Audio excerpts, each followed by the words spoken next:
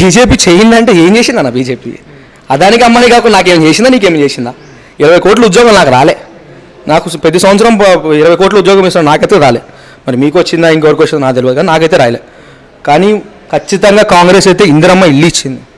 ఇందిరమ్మ ఇల్లు ఇచ్చింది. ప్రతి గడపలో ప్రతి ఊరిలో ఒక ఇందిరమ్మ ఇల్లు ఖచ్చితంగా ఉంటుంది. నరేంద్ర మోడీ ఏమైనా ఇచ్చింది? ఒక ఉద్యోగం ఉందా? ఒక ఊరిలో ఒక ఉద్యోగం ఉందా? లేవిస్తే మేము గుడి కట్టినాం. నా చిన్నప్పటి నుంచి ఉందిరా నా గుడి. నువ్వు కట్టింది ఏంది? ఉన్న గుడిని కూల్చున్నావు గుజరాత్లో, ఉత్తరప్రదేశ్లో. మా తెలియదా? అవి బడి రానిరు. ఒక పర్సన్ బయటకు వచ్చి మాట్లాడాలంటే భయపడుతున్నారు. ఒక ముసల్మాన్ బతకాలని భయపడుతున్నాడు. ఒక ముసల్మాన్ అంత పోయే కాలం అయింది. కలుపుకొని పోతాయి కదా. ఆయన ఓటేస్తేనే నువ్వు గెలిచింది. ఆయన ఒక సామాన్యకుడే, ఆయన డెమోక్రసీలో బతుకున్నాడే. ఆయన రాజ్యాంగం రాసింది, ఆయన గురించి కూడా రాసినారు కదా. అందరూ బతకడానికి ఉంది కదా. కాబట్టి ఖచ్చితంగా దీన్ని ఏదో మత రాజకీయాలని, కుల రాజకీయాలని నరేంద్ర మోడీ స్టార్ట్ చేస్తాడు. మతం అయిపోయిన కులం తీసుకొస్తాడు. పెద్ద కులమే రాజ్యాంగంలో ఉండాలి, చిన్న కులం ఇట్లా పోవాలి. ఖచ్చితంగా ఈ రాజ్యాంగం మార్చాలని ఆలోచనలోనే ఖచ్చితంగా ఉన్నాడు. ఈ 10 ఏళ్లలో ప్రపంచ దేశాలు ఈరోజు భారతదేశం వైపు చూస్తున్నా అంటే కేవలం బీజేపీ వల్లనే, నరేంద్ర మోడీ వల్లనే అని చెప్పి మాట్లాడుతున్నారు కదా. ఈ 10 ఏళ్లలో ఎక్కడ ఉగ్రవాదం కానీ, బాంబు దాడులు కానీ ఎలాంటివి జరగలేదు. గతంలో కాంగ్రెస్ ప్రభుత్వంలో చూసుకుంటే బీజేపీ ప్రభుత్వంలో ఎలాంటి ప్రజలు సురక్షితంగా, దేశం సురక్షితంగా ఉందంటే అది బీజేపీ వల్లనే అని మాట్లాడుతున్నారు. బీజేపీ ఎంఐఎం నడుస్తున్న ఆట, బీజేపీ ఎంఐఎం ఆడుతున్న ఆట. వాళ్ళు లేకపోతే వీళ్ళు లేడు, వీళ్ళు లేకపోతే వీళ్ళు లేడు. కాబట్టి ఇద్దరు అండర్స్టాండింగ్లో ఉన్నారు. ఇద్దరు ఖచ్చితంగా అండర్స్టాండింగ్లో ఉన్నారు. అండర్స్టాండింగ్లో ఉన్నారు కాబట్టి పార్టీ నడుస్తుంది. ఎంఐఎం పార్టీ లేకపోతే బీజేపీ పార్టీ ఉంటుందన్న? చెప్పు, నువ్వు చెప్పు. బీజేపీ పార్టీ లేకపోతే ఎంఐఎం పార్టీ ఉంటుందా? వీళ్ళిద్దరు కలిసి ఆడుతున్న నాటకం, ఉగ్రవాదం. అది వీళ్ళంతా ఒక మాస్టర్ ప్లాన్. నరేంద్ర మోడీ ఎంతమంది ముసల్మాన్ చంపిండు? ముసల్మాన్ చెప్పి రెచ్చగొట్టి పాకిస్తాన్ మీద వచ్చి ఇండియాకి అటాక్ చేయమని ఆ టైంలో కాంగ్రెస్ టైంలో ఉన్నప్పుడు చెప్పిన కథలు.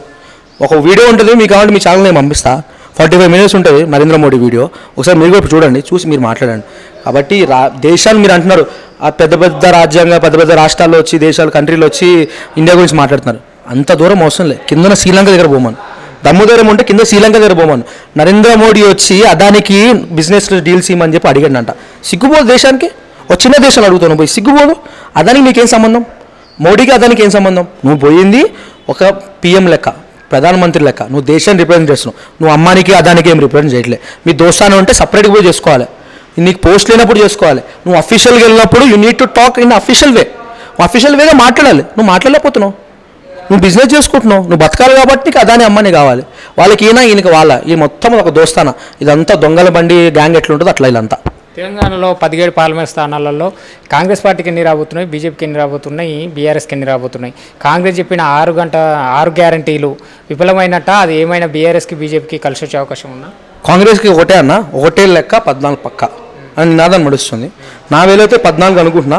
బట్ యాజ్ బీఆర్ఎస్ చచ్చిపోయింది కదా. ఇప్పుడు నీకు లాస్ట్ టైం ఇంటర్లో చెప్పిన బీజేపీ చచ్చిపోతుంది అన్న. చచ్చిపోయింది కదా పార్టీ.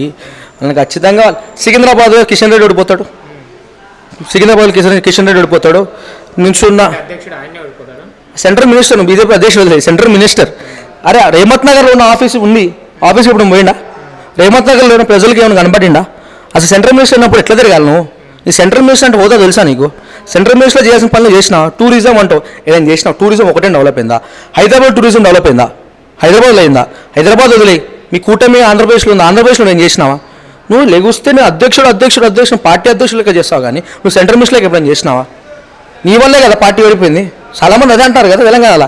కిషన్ రెడ్డి ఏంది కురికిడే ప్యాకెట్లు అమ్ముకుంటాడు, సోడాలు అమ్ముకుంటాడు.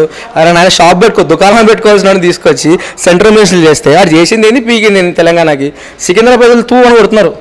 మా ఓట్లు ఆడతాం పోతే తూ అని కొడుతున్నారు. ఇంకోటి ఈ బీఆర్ఎస్ పార్టీ నుంచి పాపం పజ్జన మంచోడే. పజ్జన ఎమ్మెల్యే అయితే పజ్జన తీసుకొచ్చి ఎంపీకి ట్రై చేసినారు. ఎందుకంటే బీఆర్ఎస్ దగ్గర ఛాన్స్ లేదు కాబట్టి పజ్జన చేసినారు. బట్ పజ్జన్నకు ఉన్న టాలెంట్ ప్రకారం పజ్జన్న ఏదో ఇంకా అన్నకు కూడా తెలిసి ఓడిపోతాడని, కాబట్టి దానమ్మ అన్నకి ఏదో ఛాన్స్ ఉందని నేనైతే నమ్ముతాను. నేనైతే గట్టిగా నమ్ముతాను. కిషన్ రెడ్డి రాకూడదని అయితే అందరూ చెప్తాను. నేను చెప్పాను, నా ఫ్రెండ్స్, సొంత ఫ్రెండ్స్, నా క్లోజ్ బీజేపీ కట్టర్స్ అందరూ కాంగ్రెస్కి వేసినారు. ఇంక దీనికంటే ఏం చెప్తాం. ఇంకోటి మా ధ్రువ్ చాలా మంచిగా హెల్ప్ చేసినాడు. యూట్యూబ్ ఛానల్లో ధ్రువ్ రాతని అంటాడు, మా కాంగ్రెస్ కోసం మంచిగా హెల్ప్ చేసినాడు.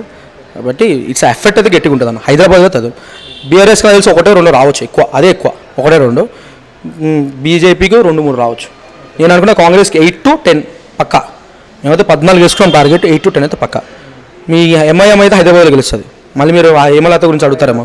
మాధవి లతనా ఏదో లత, ఆమె గురించి చదువుతారు, ఆమె లేస్తారు ఒకటి మీద పూజ చేస్తారు. వీళ్ళు ఏందన్నా నాకు పార్టీ నడుపుతున్నారా, ఏం గుడి నడుపుతున్నారు నాకు అర్థం కాదు. అదే సాయిబాబా బండి వేసుకొని వస్తారు చూడు, అమ్మ 10 రూపాయలు వేయండి దేవుడి పేరు చెప్పుకొని, అట్లా పోయి ఒకటి అడుగుతుందన్న నాకు అర్థం కాదు.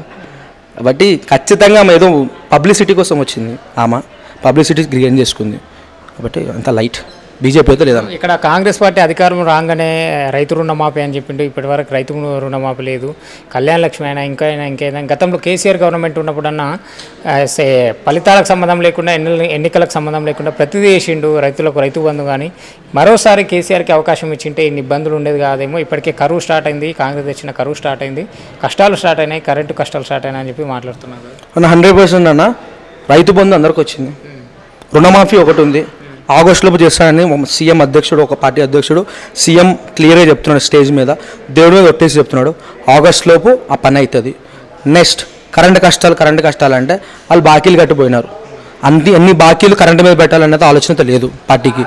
కాబట్టి ఖచ్చితంగా కొంచెం క్లియర్ నీట్గా ఆలోచించి ఒక స్టెప్ వేద్దాం, ఆ డబ్బుని పేదలకు వాడదామని ఉంది. సిటీలో పోతుంది కరెంటు 24 గంటలు సిటీలో ఉండేమో, ఊర్లో లేదు. సిటీ ప్రజలు కొంచెం కష్టం ఉంటుందేమో తప్ప, కానీ ఇప్పుడు వచ్చే డబ్బు అంతా దీని మీద మిలిగే డబ్బు అంతా, ఎందుకంటే బీఆర్ఎస్ పార్టీ డబల్ రేట్ పెట్టుకుని ఉంది కరెంట్ రేట్. కాబట్టి దాన్ని మనం సింగిల్గా ఆలోచించి ఎక్కడ యూజ్ చేద్దాం, మన రాష్ట్రం అసలు అప్పులే చేసిపోయారు. కాబట్టి ఆ రాష్ట్రాన్ని కాపాడటానికి కొంచెం అక్కడక్కడ అడ్జస్ట్మెంట్ అవుతుంది. కొన్ని నెలలు కష్టాలు తప్పదు. వచ్చిన గవర్నమెంట్ ఇప్పుడే కదా, నాకు సెటిల్ కాలే, ఎలక్షన్స్ వచ్చింది, సెటిల్ కాలే. మేబీ ఈ టైంలో అయితే అవుతుందని నేను అనుకుంటున్నాను, ఈ ఆగస్టులోపు. 6 గ్యారెంటీలలో ప్రధానంగా ఉచిత బస్సు విషయంలో మహిళలకు ఉచిత బస్సు ప్రయాణం వల్ల అక్కడక్కడ వివిధ చిన్న పల్లెటూర్ల గేట్ల దగ్గర మహిళలు నైట్ టైంలో బస్సు ఆపుతుంటే ఆర్టీసీకి సంబంధించిన వాళ్ళు బస్సు కూడా ఆపడం లేదు. ఈ కాంగ్రెస్ పార్టీ వల్ల పెట్టిన ఉచిత పథకాల వల్ల అందరు ఇబ్బంది పడే పరిస్థితి వస్తుందని అని చెప్పి మాట్లాడుతున్నారు. ఉచిత పథకాల వల్ల ఎవడు ఇబ్బంది పడలేదన్న, పేదోడు బాగానే ఉన్నాడు, పేదోడికి హ్యాపీగా ఉంది. పేదోడు రాజ్యమే కాంగ్రెస్, పేదోడు బాగానే బతుకుతున్నాడు. ఉన్నోడు ఏదో బురద జల్లాలి కాబట్టి చదువుతున్నాడు. కాబట్టి బీఆర్ఎస్ పార్టీ ఆ లేవుసా కేటీఆర్కి ఏం తోచట్లేదు, మా ట్విట్టర్లో ఎప్పుడున్నాడు, మళ్ళీ ట్విట్టర్లో పోస్ట్ చేసుకుంటా పోతున్నాడు. అయితే ఏం లేదు, అక్కడెక్కడ కొన్ని మిస్టేక్స్ ఉంటాయి, ఒప్పుకోవాల్సింది తప్ప. ఏ పార్టీ చేసినా అక్కడ మిస్టేక్స్ ఉంటాయి, కానీ దాన్ని సరిదిద్దుకోవడానికి ట్రై చేసింది పార్టీ. కాబట్టి దాంట్లో ఏ ప్రాబ్లం లేదు, ఆల్మోస్ట్ అయితే సెట్ చేస్తారు ఆగస్టులోపు అనుకుంటున్నాను. కేటీఆర్ పదే ఈ పార్లమెంట్ ఎన్నికల తర్వాత బీజేపీలో చేరే మొదటి వ్యక్తి రేవంత్ రెడ్డి అని చెప్పి పదే మాట్లాడుతున్నాం కదా, ఒక రాష్ట్ర సీఎం కాసి వేరే పార్టీలకు చేరే అవకాశం ఉందంటారు కదా. గుమ్మడిగా దొంగలు భుజాలు తడుకున్నట్టు కేటీఆర్ బయటకు వచ్చి బీజేపీలో జాయిన్ అవుతే బీజేపీ జాయిన్ అయితే కేటీఆర్ జాయిన్ కాకుండా చాలు. ఎందుకంటే వాళ్ళ చెల్లి పాపం జైల్లో ఉంది, ఏం చేయాలి అర్థం కావట్లే. మా సీట్లు ఇస్తే మా అయ్యే సీఎం అవుతాడు అంటుండు. అరే ఎంపీ సీట్లు ఇస్తే ఎమ్మెల్యే సీట్లు ఎట్లా వస్తాయి నాకు అర్థం కాదు. సీఎం ఎట్లా అవుతాడు అంటే బీజేపీతో కలుస్తాడా, రేపు వెళ్ళి కవిత కోసం బీజేపీలో కలుస్తాడా, దానికోసం ఎంపీ సీట్లు అడుగుతున్నా. బట్ ఇదంతా మాస్టర్ ప్లాన్తో ప్రజల్ని ఏదో చేయాలి, ఏదో కలిపి ఏదో మర్చిపోయేలా చేయాలి అంతా అనుకుంటారు. దొంగల్ని ఖచ్చితంగా జైల్లో అయితే ఖచ్చితంగా వేస్తారు. టాపింగ్ కేసులో అయితే పక్కా వెళ్తాడు. మొన్న నోటీస్ వచ్చింది, ఐ థింక్ నిన్న వచ్చింది. అది కేసీఆర్ చెప్తేనే చేశాడంట, హరీష్ రావు చెప్తూనే చేశారంట, కేటీఆర్ చెప్తూనే చేశారంట. ఇదంతా A1, A2, A3 ఖచ్చితంగా లోపల పోతారు. ఖచ్చితంగా ఇదేదో మనం చేసిన లోపల పోవాల్సిన అవసరం లేదు, వాళ్ళే పోతూ వస్తున్నారు, వాళ్ళే దిగిపోయినారు, ఖచ్చితంగా వాళ్ళు లోపల పోతారు.